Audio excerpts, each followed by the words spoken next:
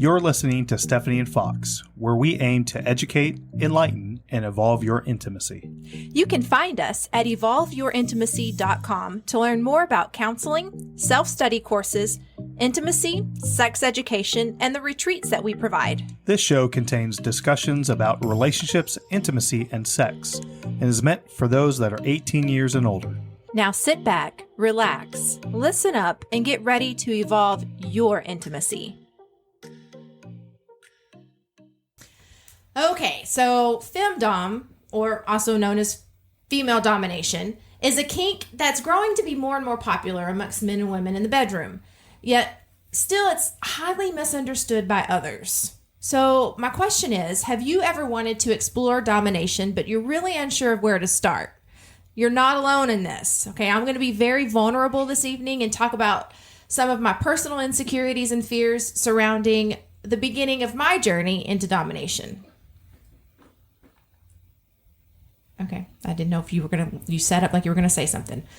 Okay, so the guest we have tonight, we have interviewed her before, and I wanted to have her back on to discuss my newfound interest in female domination. Okay, so I've recently opened up to Fox about a fantasy where I want to consensually dominate a submissive, but I'm really unsure about how to start, where to start. And so the podcast tonight is going to be pretty much an open book about my insecurities and how I'm going to really lean on a Femme Domme expert to help me overcome my own fears, right? Okay. So tonight we have Dr. Gloria Brame joining us, and she's an avid researcher of pretty much all things BDSM. She's an amazing novelist with so many scholarly and informational articles out. She's an award-winning sexologist, and she's really dedicated to being, I guess, the hero of the world of BDSM and human sexuality, and there's so much more greatness about this woman. But before we get up close and personal with Dr. Brame and Stephanie's fantasies of being a Femme Domme, we need to take a quick break to hear from our sponsors. We will be right back. Ladies, are you ready to take your intimacy to the next level? Head over to evolveyourintimacy.com to learn more about intimacy, relationships, and sex counseling. And gentlemen, do you need a little bit more? Head over to our website to learn tips on how to communicate with that special someone and ignite that flame. If you enjoy our content and guests and would like to help us grow, go to our website, evolveyourintimacy.com, to follow, like, subscribe, and comment on all of our social media accounts. Now, let's get back to the show. And we're back. I'm Stephanie from Evolve Your Intimacy, and this is the Evolve Your Intimacy podcast, where we're talking with author and award-winning sex therapist Dr. Gloria Brame about her journey as a Femme Domme. So, Dr. Brame, welcome back to the show. Thank you so much for having me again. Oh, thank you for being here. So recently, Stephanie opened up to me about one of her fantasies, and that fantasy is dominating another woman with me, obviously consensually.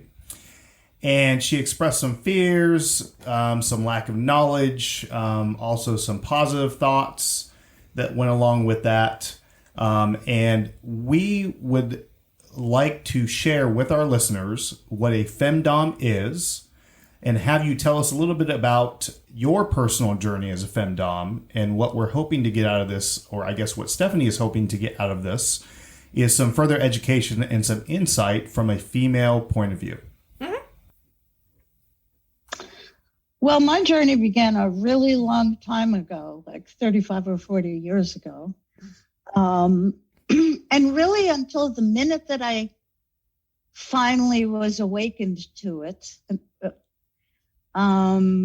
I realized that this was what I had always needed in my life. Because people had suggested that to me, like in earlier years, have you ever thought of it, And I was like, me?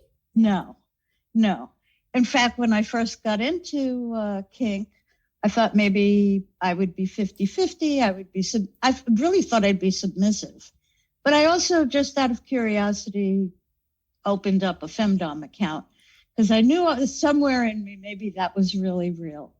And I very quickly realized that that was all that I was interested in, because I tried subbing for the next couple of years, actually, but boy, I really didn't like it. Yeah. You know, what made me feel really super great was being in control. And these days, I now own it that I'm kind of a control freak. You know, I mean, I like things a certain way. I like, you know, yeah.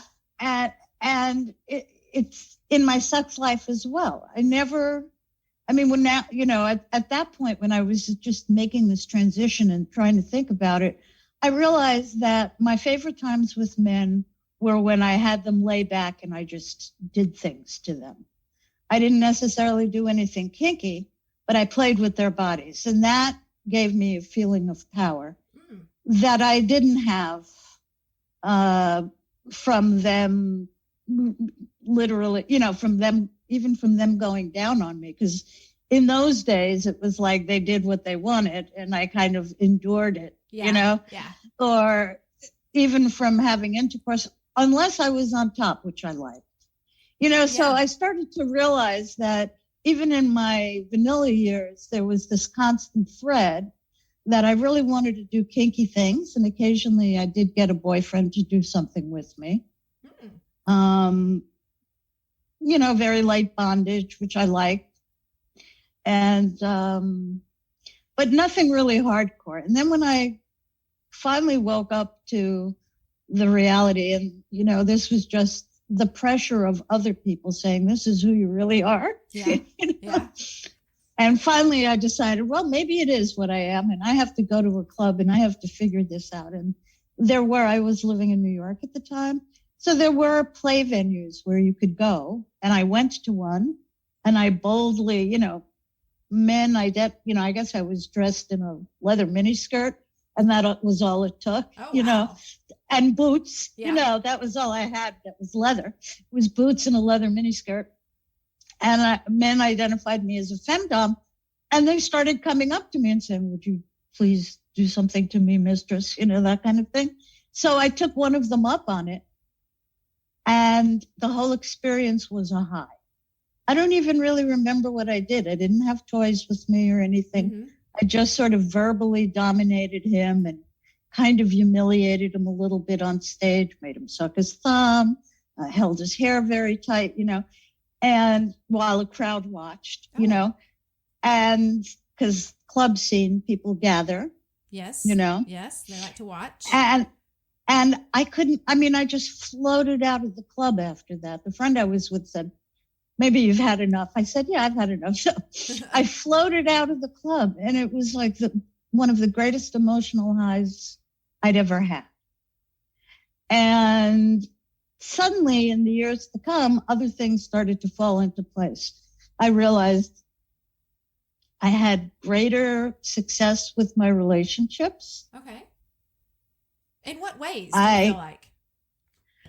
Well, for me, it was very satisfying to have kind of a power exchange. To know that the person was there by their own consent, not just their consent, their eagerness. Yeah.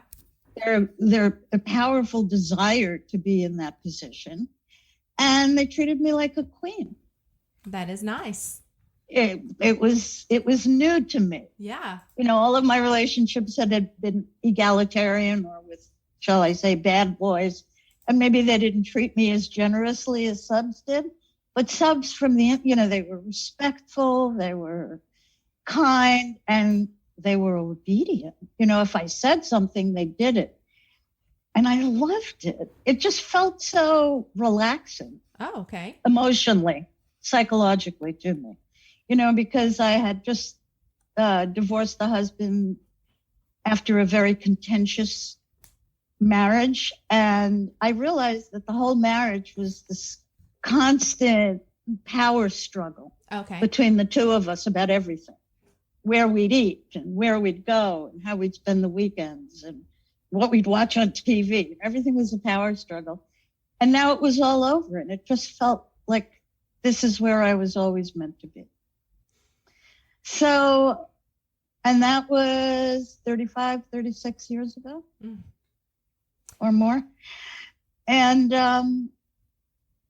so the reality of living as a femme domme was nothing like what I thought it was. Okay. Even in those first years, you know, I quickly realized it was nothing like anything I had read about in books.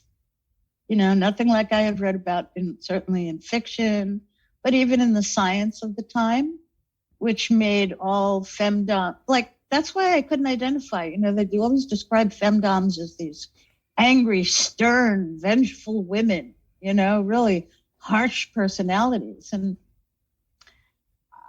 I was never like that. I'm friendly. I love to laugh. I love affection. I'm like a regular human being. Sure. Yeah. And I wasn't a psychopath. That was what really scared me about it. I thought you had to be some kind of crazy person. I thought you had to wear a corset all the time, and that's not me, and high heels, and that's not me either, and then I realized that really being a dominant woman is just feeling confident about making decisions and having control and just being the leader in the relationship, if you will. So the whole thought process of dominating is very sensual, sexual. It turns me on, but I feel like I'm going to be doing something wrong and not be seen as like sexy or dominating. And I don't want to disappoint anybody, and I don't want to feel rejected. So I think that holds me back a lot. So what are your suggestions for me overcoming this fear? Well, I think if you feel it and you fantasize about it, it's a part of you, a very real part of you. And I would say honor that part of you. It's, all of these insecurities that you have, that's from another side of your personality. Once you get into your Dom side and you just let it manifest, it's not about trying to be like other women or trying to be the dominatrix that somebody else is. It's just allowing yourself to be guided by your own internal instincts. Okay. And your fantasies. It's like, I've always wanted to see that. How can I make it happen safely and consensually? I just don't want to do anything wrong. I don't know. What would be wrong? I don't know. And that's what I keep asking myself is what would be wrong? What holds you back? Why are you so scared of exploring this option? And then it gets into, am I afraid of exploring this option because I might like it? Oh, well, that's a whole other thing. But I can address the first one, which is that the only way you can go wrong is by being a bad person, by being a bad human being, by really, it's one thing to role play contempt, and it's another to really hold somebody in contempt because they're submissive. And a big learning experience for me was, even when I was a little girl, I always had fantasies about hurting men. A little slap, a little torture, pressing ice against their private parts, things like that. As young as 10 or 11, okay. Right? Yeah. And I thought it made me crazy. And when I first got into BDSM, I thought, I am never going to whip anybody. I will never do that. I am too much of a peacenik. I'm nonviolent. I'm never going to do anything that's going to really hurt somebody. And that stuff really hurts. But here we are now. Yeah. But what really changed for me was one night I was at a club and I saw a beautiful couple and she whipped the hell out of him. Oh. I mean, I saw marks on his back, which I'd never seen till then. I'm a lot more jaded these days, but this was all new. This was like my first year. And afterwards, I was just intrigued because at the end of this terrible, terrible stuff that she did to him, they were kissing and hugging. And so I had to go over and ask them, what? Yeah, what's going on? What's going on? And this was her engagement present to her fiance. They were getting married in a few months. It was always his fantasy. Okay. And she promised to fulfill his fantasy as a token gesture towards showing him how committed she was to him and how she really did want him to be happy. So while he was suffering in what I interpret as having negative pain, yes, what he was actually experiencing was pain, yes, but ecstasy. Okay. I can see that. And if you can't see that, then you will understand that the person on the bottom is hungry for what you do. They're not in their critical, judgmental mind. And this is particularly true if it's not for money. Money changes everything, right?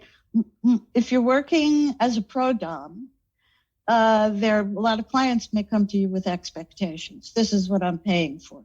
But when you're doing it on I kind of like you, I'd like to dominate you, we get along, we feel a little click, then it's really about, as I like to frame it, giving them the gift of a lifetime.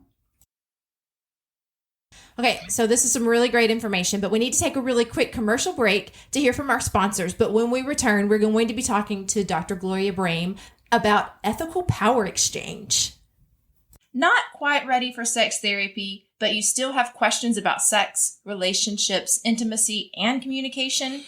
Join us every first Thursday of the month at 7 p.m. Central Standard Time on SDC.com for a free hour and a half of sex question and answers. We talk about all things sex, intimacy, communication, and relationships. Not part of SDC? That's okay. Go to our website, evolveyourintimacy.com, click on the fun tab, go to the dating site, and join it for free on us. And we are back, and I'm Fox from Evolve Your Intimacy, and this is the Evolve Your Intimacy podcast, where we are talking with author and award-winning sex therapist Dr. Gloria Brame and Stephanie about ethical power exchange and Femme Dommes. So, Dr. Brame, I have a quick question for you. As a partner who has been dominant in the past and has had submissives before, but I'm not actively in that role, how can I help support Stephanie in her journey, and how can I help her alleviate some of her fears about what being a dom really means, and how she can feel positive about it? I would say the best way to look at it is just that, whatever is most comfortable to you, but you're the leader or you're the boss.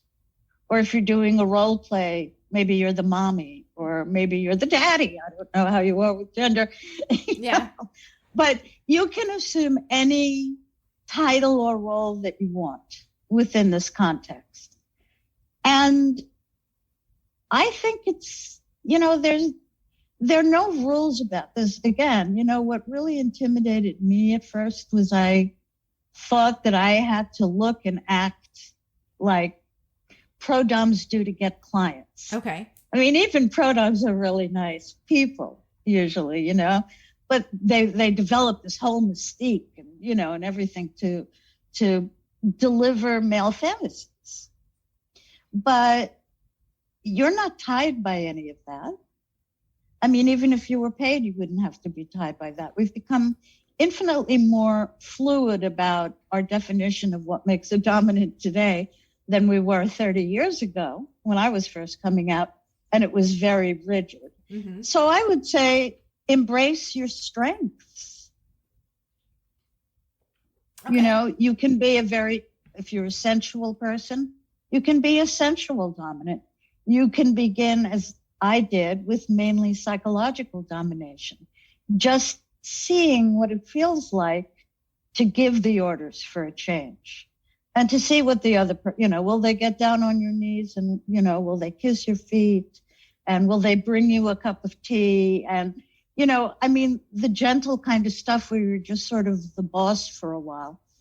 And that's as good a way of getting to know how willing and eager they are as actually doing erotic things with them. Okay.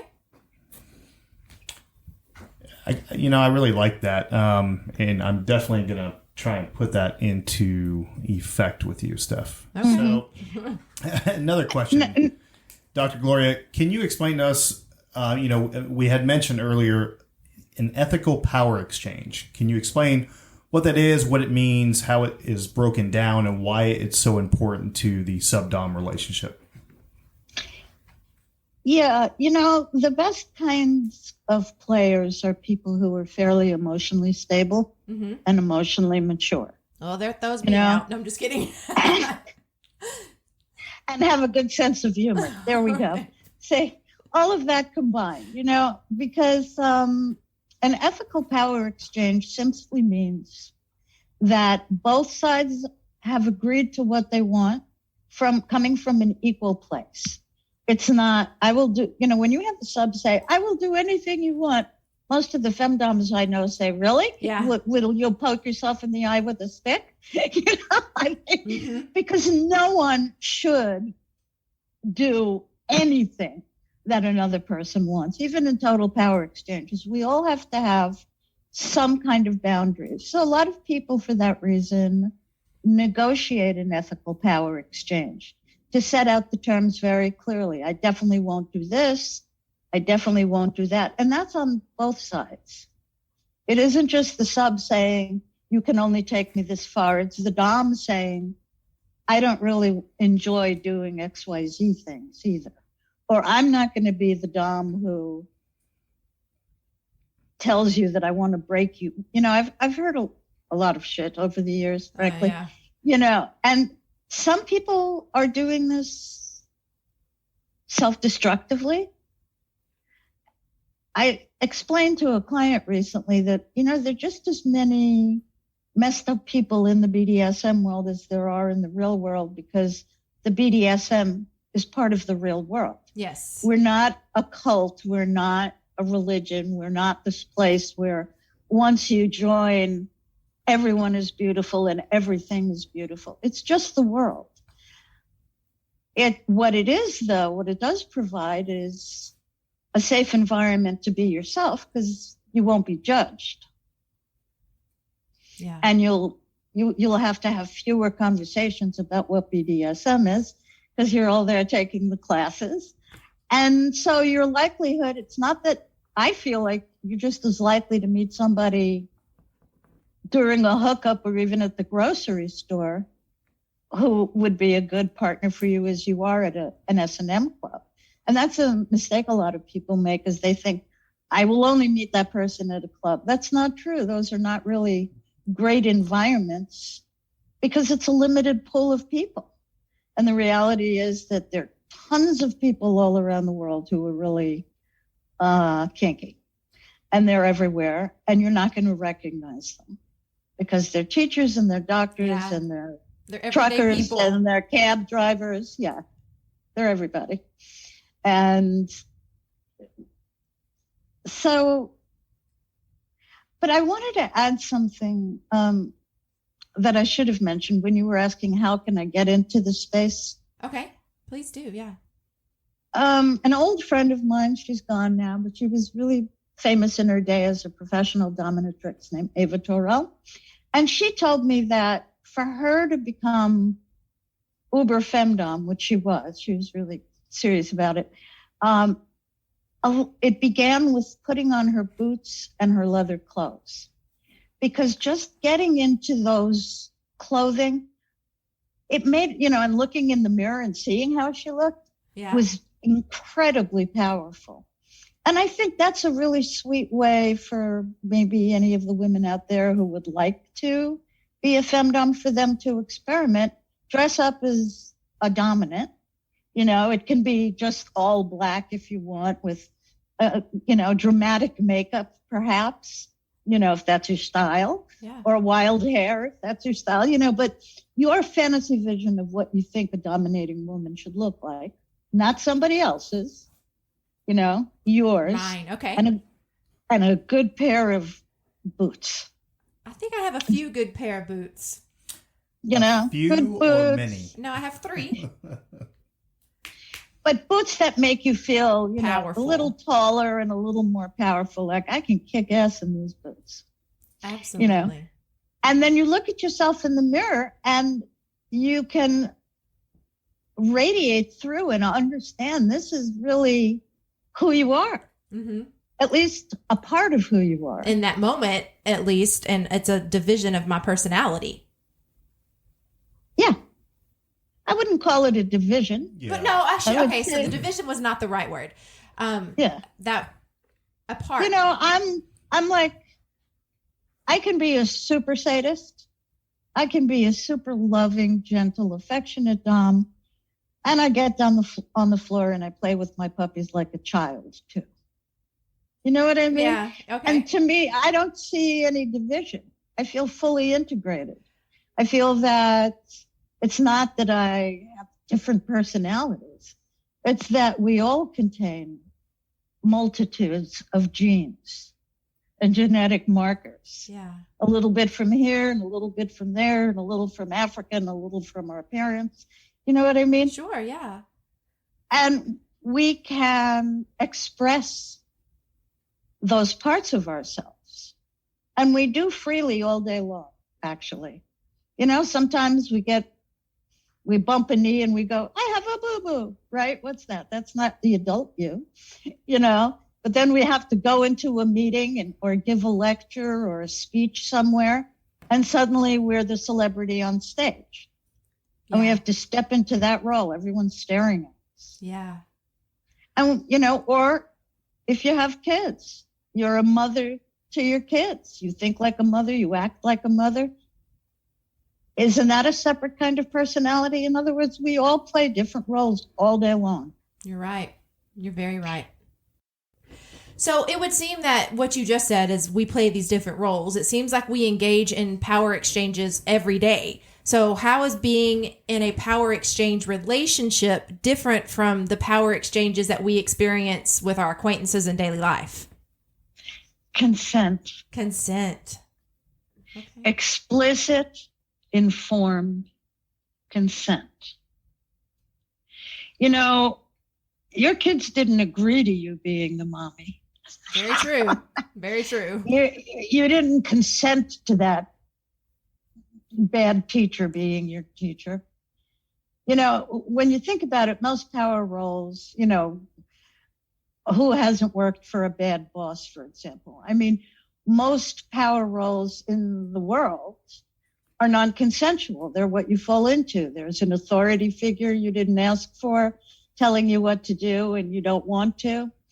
And ethical power exchange among adults is conditioned on both sides wanting it, both sides understanding what they're going to, you know, or having an expectation of what they want to get out of it, actually communicating about it. I mean, that's one of the beauties of BDSM classes and BDSM education and BDSM books that talk about these things, is that you understand it's really a very thoughtful, considerate ethic that guides all of us. And that's, you know, so for me, let's say there are two different people. They both claim to be submissive. Okay. One tells me that I can do whatever I want and they're going to like it. Right away, I know that's BS.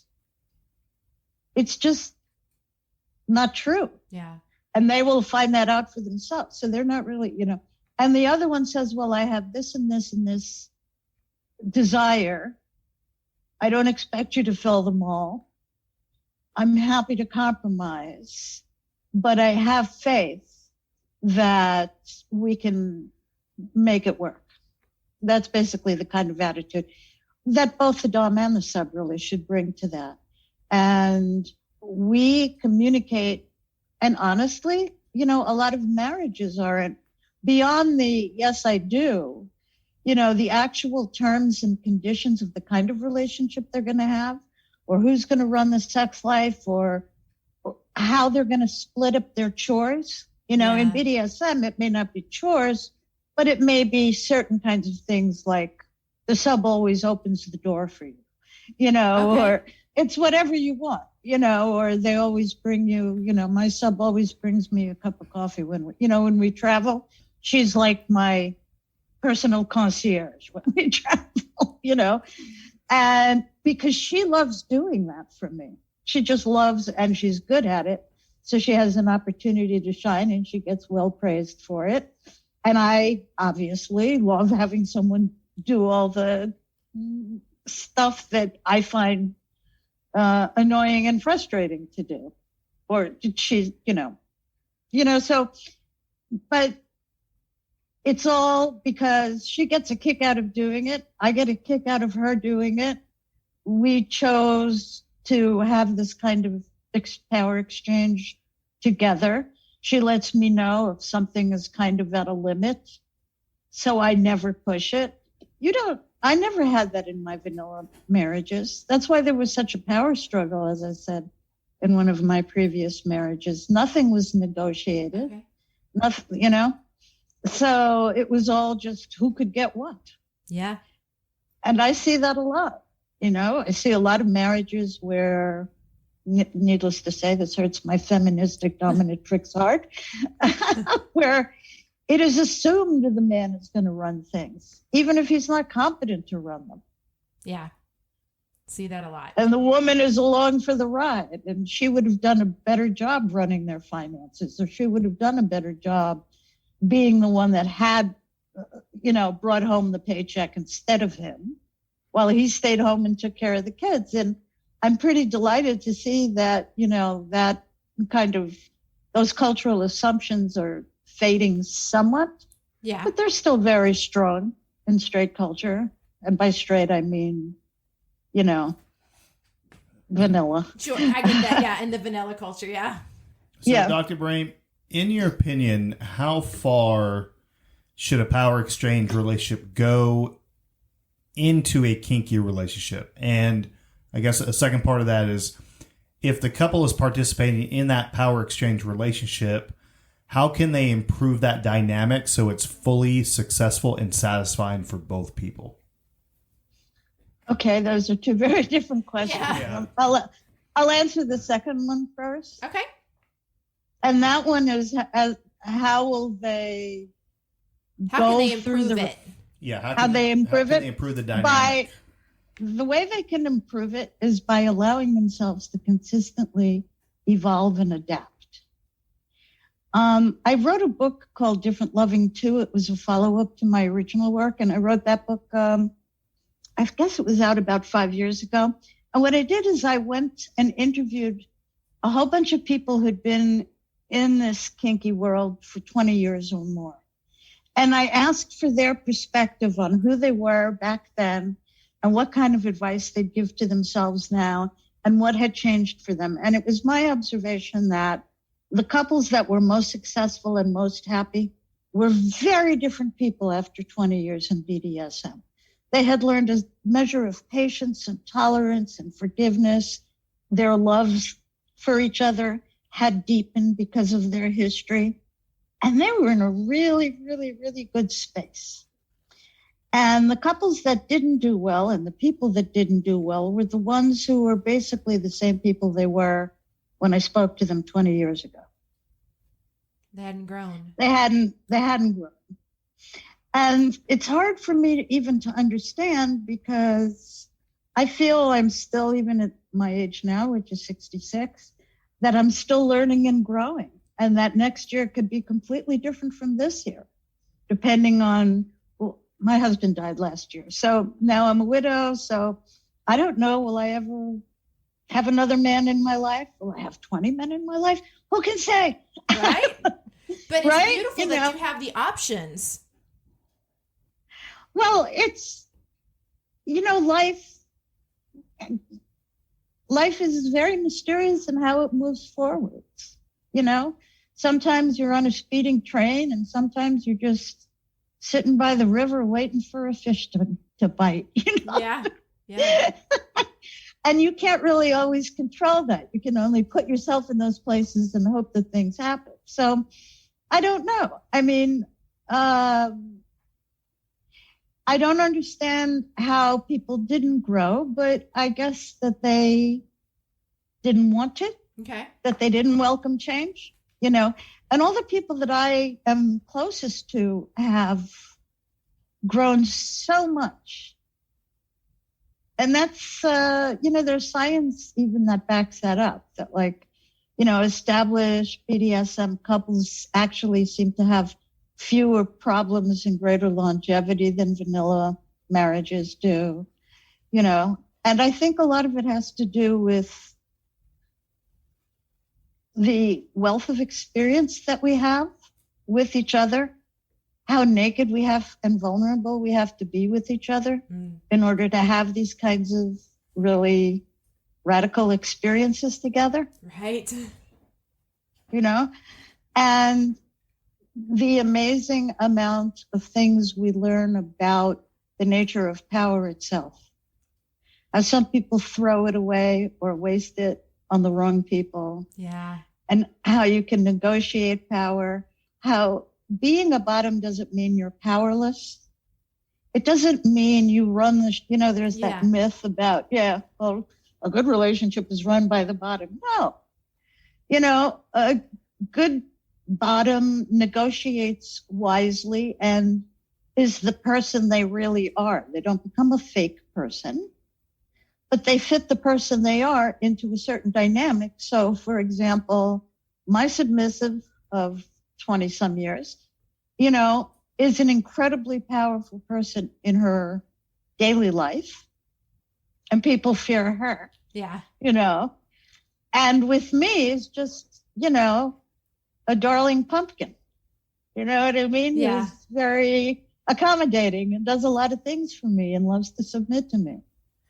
I think so. I feel that way. Like I identify as submissive in the bedroom because every day I'm in control. I have that to deal with a power position of some sort, and I sometimes just don't want to. And the negotiation that goes into that, I feel like really helps with our communication, of course, and us dealing with everyday problems. Like it's not just the skills that we initiate and utilize in our, sub-dom sex life, play life filters into everyday life. And those negotiation skills, we can talk about negotiating if we're going to spend how much money on this or if we're going here. And It's not a fight. It's a negotiation. Yeah. And so what I think it builds enormous emotional intelligence. So this we're going to talk about coming up next. And I'm learning so much about so many good things here. So let's take a quick break and hear from our sponsors. Do you want to be on a ship with over 6,000 wild, naked friends? Dropping anchor in exotic countries, exploring all the sexiness the world has to offer? Come join Stephanie and I on the next Bliss Cruise, where you can attend one of our world-renowned play shops, swim nude in the crystal blue pools, or enjoy one of the many theme nights and clubs the ship has to offer. Come join us at evolveyourintimacy.com/cruises. And we are back, and I'm Fox from Evolve Your Intimacy, and this is Evolve Your Intimacy podcast, where we are talking with author and award-winning sex therapist Dr. Gloria Brame and Stephanie about embracing your inner Femme Domme. Okay, so Dr. Brame, can you explain what self-actualization means and provide insight into if kink can help lead someone to self-actualization? I wrote a whole blog post on that not that long ago. Yes. I might have read it and thought we needed to talk about it. Thank you. So I absolutely do. Now, we are each responsible for our own journey through life. And that means that we have to make better choices than maybe we made in the past. Maybe you've always made good choices. But for me, as I said, I think because I was in such denial about the whole sexual identity thing, I didn't make good choices. I didn't know I had choices. And BDSM is for for people, it's not self-actualizing for people who aren't kinky. Let me make that clear. It's not like anyone, that was one thing that really bothered me about 50 Shades of Grey, because I think a whole lot of people who could never really live an ethical kink life just got turned on by it. That's not enough. Yeah. We do it because we start it because it turns us on, But there's a lot more to it than just being turned on. It's about its emotional impact on our lives. And most of us are greedy for knowledge, you know, and we actually implement the knowledge and we implement the tools and we remember the mantras like safe, sane, consensual, or, you know, what is it? Risk aware king. Risk aware. You know? Yep. Yeah. And we remember to treat our partners as human beings and not just the roles they play. So to me, for example, anybody who thinks that being a top means being shitty to subs is not somebody I would ever respect. That is so true.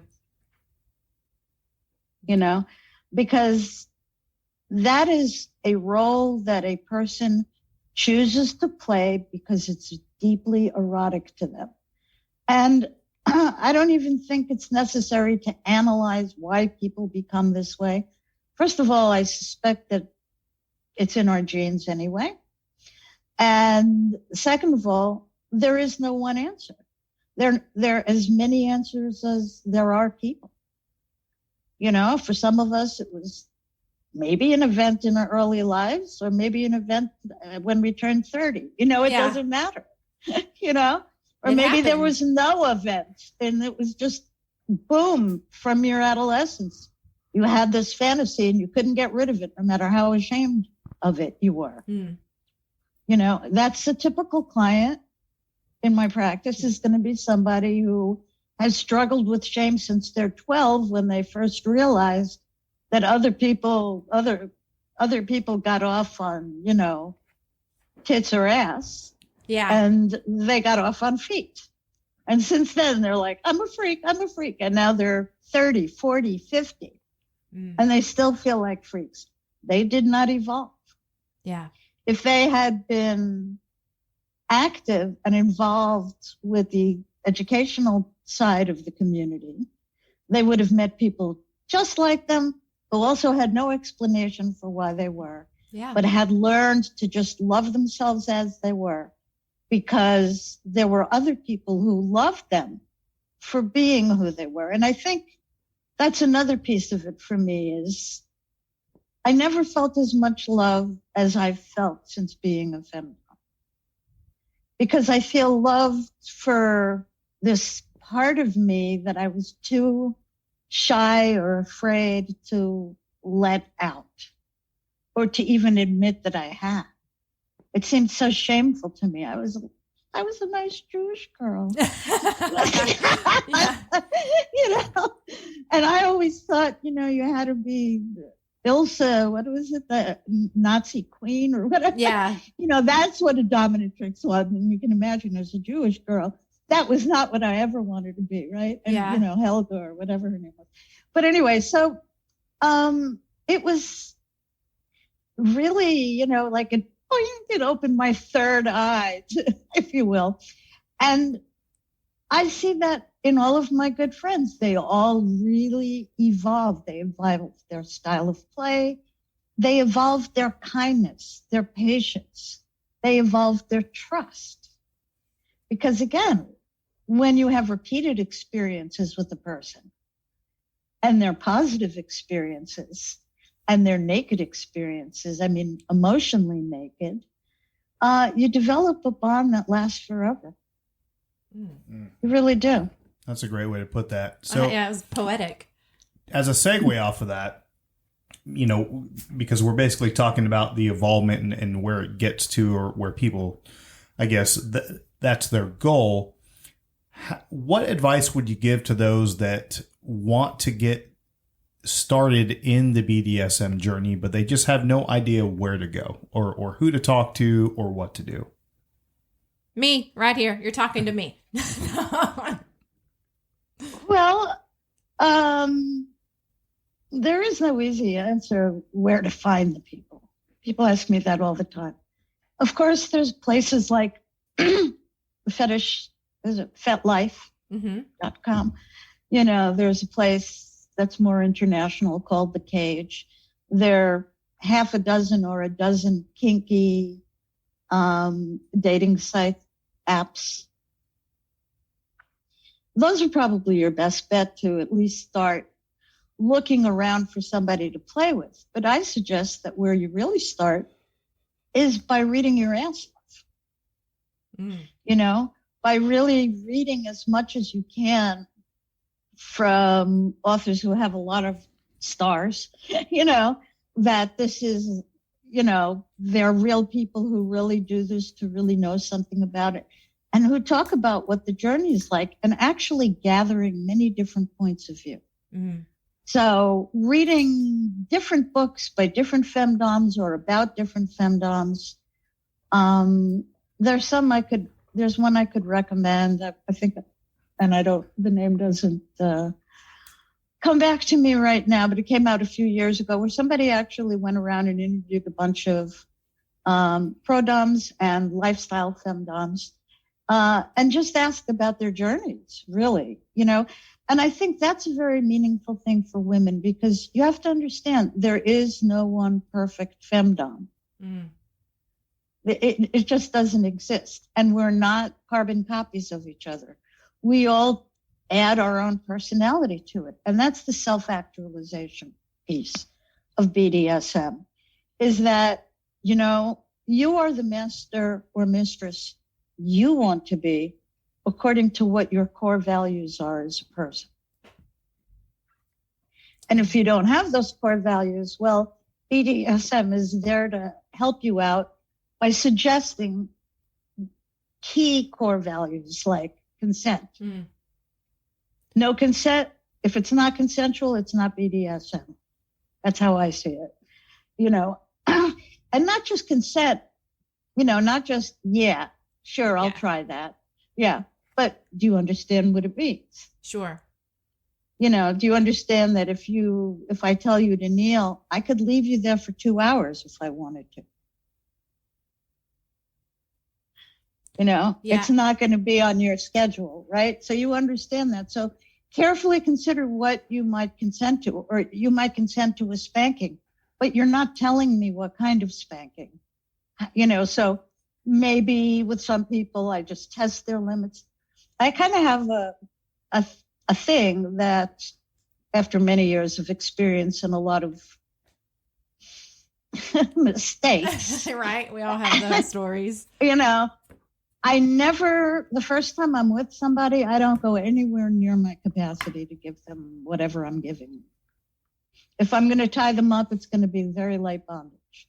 If I'm going to spank them, it's not going to be, I'm not getting out all my paddles.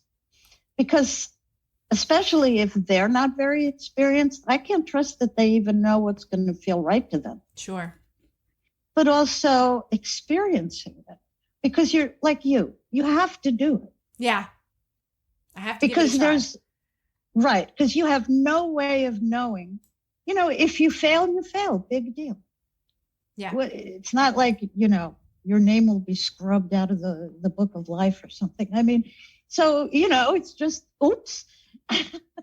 And if that happens to you, you're going to want to grow, and you're going to want to experiment, and you're going to want to do more. It still may not be all that you want to be. You know, you still may really love getting back to the submissive role after a heavy domination session, actually, because that's sort of like a counterbalance, you know, that evens you out.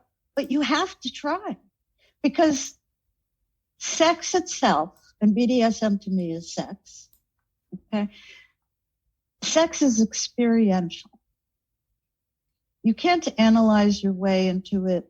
You can't think your way into it. You can't fantasize your way into it. Only your body and brain know for sure how it's going to feel to you and how different things will feel to you. That's why, like, a lot of people, when they're just fantasizing desperately, their own fantasies scare them because they get very extreme. So I explained to them that once you do it in real life with a partner, just like looking at them might be almost too much for you. You know, having to meet their gaze could be really intense and get you higher than that hanging upside down fantasy that you had. Well, Do you know what I mean? Yeah, and that was part of one of the things I've really been dealing with is feeling some shame and some guilt for wanting to dominate another woman, because fundamentally I want everybody to be treated equal, and I'm having to, and I know that whoever we decide to do this with is consenting. We have contracts, everything will be worked out, but inside I sit and struggle with, is that moral compass? Am I doing it for the right? I mean, I don't know. I don't know where it's coming from, but it's coming from somewhere. And I want to add to that. It is so, I don't want to say exaggerated in you, but there have been times in the past where Stephanie has asked me, what happened today with your play session with your sub? And I will then say, are you sure you want to know? And she says yes. And then I tell her, and then she cringes, gets on the phone with them right away. Hey, are you okay? Was it too much? Was it this? Was it that? Even though she knows we've done the same things. We have safeties in place. We have a verbal and a written contract, right? There's many, many different things that I do. So you very much are, I don't know what the word I want to use is, but you are very in tune into equality and making sure that someone is always okay. Yeah. But in this situation, I think you need to remind yourself, they agreed to this. They're asking for this. This is what they want. This is a release a lot of the times for them, and you are helping provide that. And it's not a negative thing. It's a lot of the times it's a positive mental health aspect that you are providing, almost like a service, very similar to counseling in a sense. Okay. In a small sense. In a sense, yeah. I would say that it's very therapeutic. Yeah. For both sides. And I also want you to know that a lot of submissives, including mine, start out being total pushovers in real life because they don't have a place to express their masochism.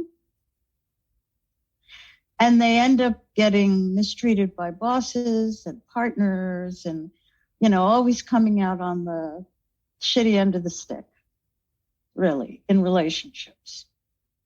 And what they can learn from serving somebody is, I, with my full choice and eagerness and sluttiness, pick this person to give up my power to because I trust them. I trust that they're not going to deliberately hurt me. I trust that if something goes wrong, they're going to apologize and own it and say, I'm so sorry, I messed that one up, and what can I do to make it up to you? And they're going to listen to your safe word. And they're going to stop if you are feeling scared or something is uncomfortable and they need to change position or they need a drink of water. And in fact, a lot of doms dote on their subs and make sure they're in maximum comfort and make sure that they have, fresh water by the bed so the sub can have a drink if they need it, and as well as, all the tools to cut them out of bondage instantly and release them instantly. And all of that kind of stuff, we're actually taking care of the sub, even though we're doing horrible things to them. Okay. And this frees them emotionally from acting out these fucked up little dramas in their real lives. They do become healthier people. So they go from being, I have seen this journey in many of them, from basically disempowered people with low self-esteem to incredibly powerful, kick-ass, self-confident people because they know the only one who has earned their full trust and to whom they will entrust their power is the dom. And they don't have to throw they don't want to throw their power away anymore. I can really identify with that exact statement, especially from our relationship dynamics and how we've been growing and the trust I have in you. So I can I can attest to what it's like for the sub. I just want to experience it from the other side. And so as we close, go ahead. I'm sorry. And that's why you should view this as, if you can get over yourself Mm-hmm. and your inhibitions and those prudish feministic attitudes, because feminism is great until it becomes prudish about sex. Okay. And that's where it takes a serious misstep. You don't have to mother and worry about these girls. You should encourage them, rather than enabling them to complain to you. You should say, you must be amazing to have taken what you took. You must feel great about it. To be affirmative about their experience, because that's their experience that is dear to them. Yeah. They're not making a bad choice by giving up power to someone trustworthy. They've made all the bad choices by believing in people who had no regard for their mental health. Yeah. That is, as we close out the show, you always just impress me and fill my head with so much great knowledge and so many great ideas. I just love talking to you. What do you want our listeners to walk away with from our conversation this evening? What do you want them to walk away with? That self-actualization and allowing yourself to manifest all the strong parts of yourself without shame is the true path for me to feministic freedom. That is truly the liberation of the woman. That is what liberated me fully. I have no apologies to anybody for who I am. I don't feel guilty or ashamed of who I am. I think it's fucking cool. Yeah. And I feel that it's the women who are claim to be feminists but are so sexually uptight that have missed the whole point. Yeah. The point is, I am as sexual as I want to be. I am as in control as I need to be. Maybe not want to be, but as I need to be to feel positive about my life. And that being true to yourself is actually a very prideful and deeply thrilling experience. Those are such great words to end on, and I appreciate you spending again your evening with us. I hope that you have a kick-ass Friday night. I don't think that you don't come across as someone who would have a boring Friday night. That's for damn sure. So I'm really good at entertaining myself. I love it. Well, thank you again, and I just appreciate everything you do. 100%. You guys are great. You're so nice to me. Thank you so much. All right. So notice I was very quiet on this one. Which was odd. What did you learn? A lot, actually. I'm going to give it a try.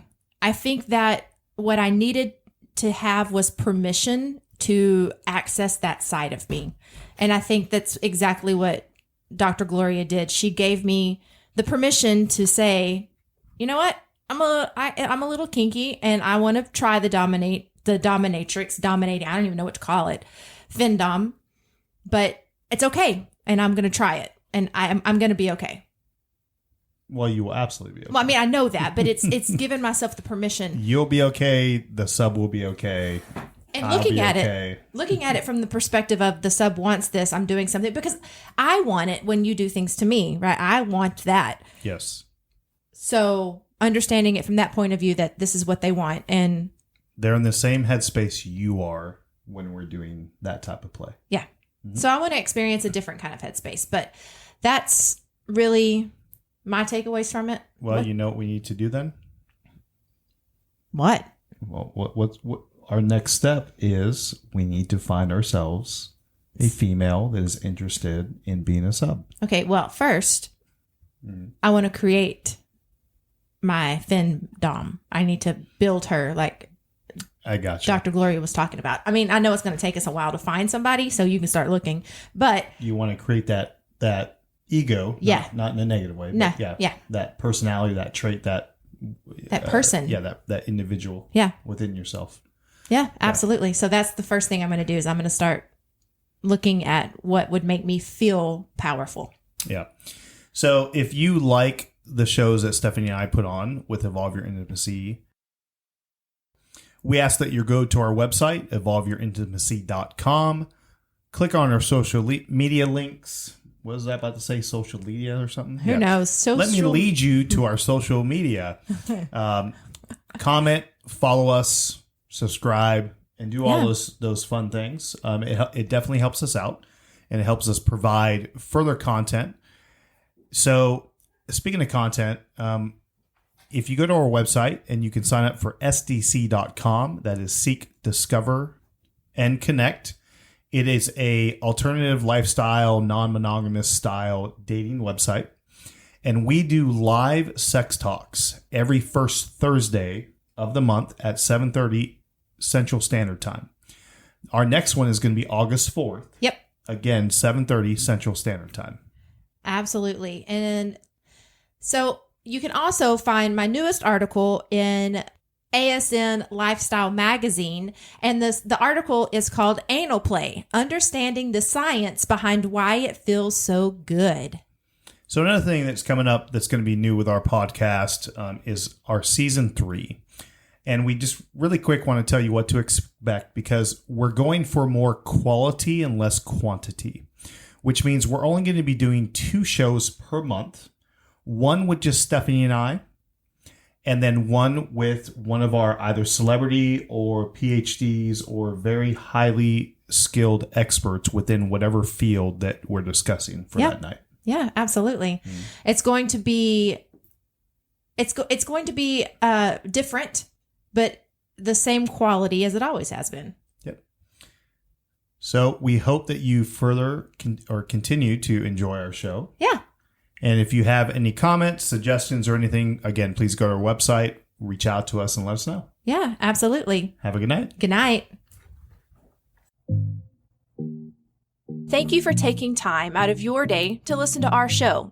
We are Stephanie and Fox with Evolve Your Intimacy. And remember, you're not in this alone, and we are here to help. You can check us out at evolveyourintimacy.com, and if you subscribe to our newsletter, you will receive free resources monthly to help evolve your intimacy. Have a good night. Have a good one.